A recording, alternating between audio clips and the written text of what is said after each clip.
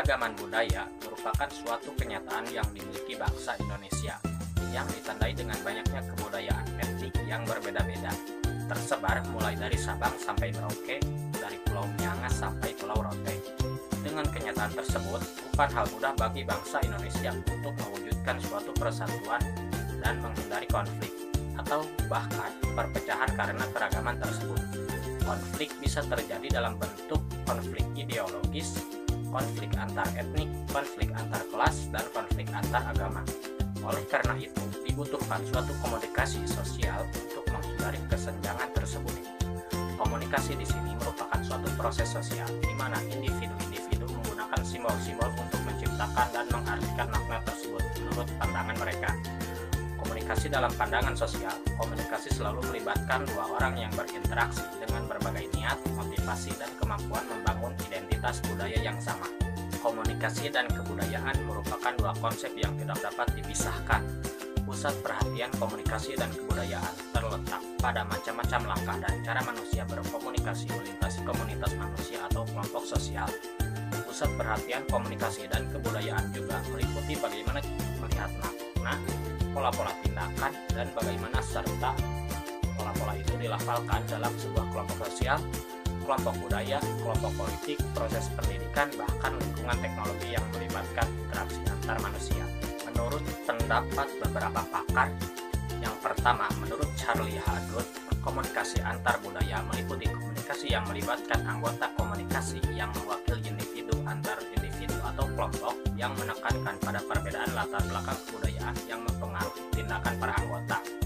Kedua, menurut pendapat Stewart dalam Rumondor mengatakan bahwa komunikasi antar budaya adalah komunikasi yang terjadi dalam suatu kondisi yang menunjukkan adanya perbedaan budaya seperti bahasa, nilai-nilai, adat, kebiasaan yang bertujuan membangun kesepahaman dan kesepakatan bersama.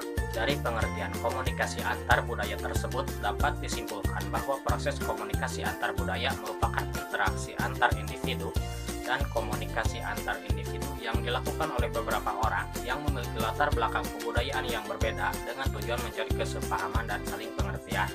Dari perspektif komunikasi antar budaya, konflik antar etnik dapat bermula dari perbedaan identitas budaya yang dikomunikasikan secara etnosentris atau penilaian kebudayaan menurut pandangan budaya sendirinya.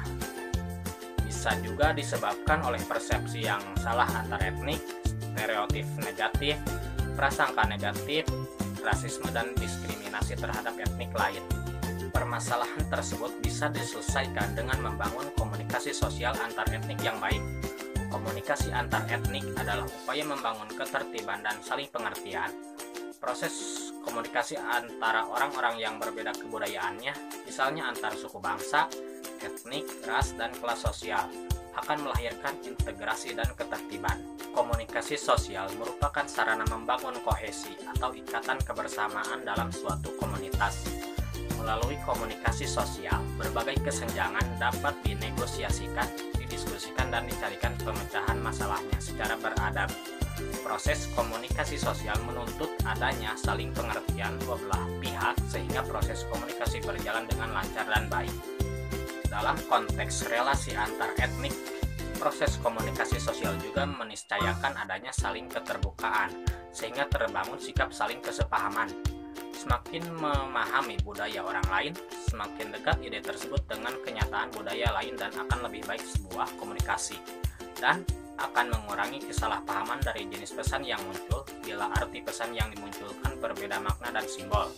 Di sini dibutuhkan suatu sikap saling memahami dan mengerti sehingga tercipta suatu konsep komunikasi yang baik, sehingga mulai mengikis prasangka dan kecurigaan yang pada gilirannya akan menumbuhkan kesepahaman dan saling pengertian.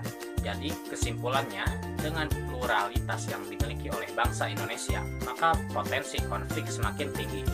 Konflik tersebut bisa disebabkan oleh perbedaan identitas budaya yang dikomunikasikan secara etnosentris, prasangka buruk, stereotip, persepsi, rasisme, dan diskriminasi terhadap etnis lain. Permasalahan tersebut bisa diselesaikan dengan komunikasi sosial yang baik. Dengan komunikasi sosial, berbagai kesenjangan dapat dinegosiasikan, didiskusikan, dan dicarikan pemecahan masalahnya secara beradab. Proses komunikasi sosial menuntut adanya saling pengertian dua belah pihak sehingga proses komunikasi berjalan dengan lancar dan baik. Sehingga komunikasi sosial bisa menciptakan kesepahaman dan saling pengertian antar etnik.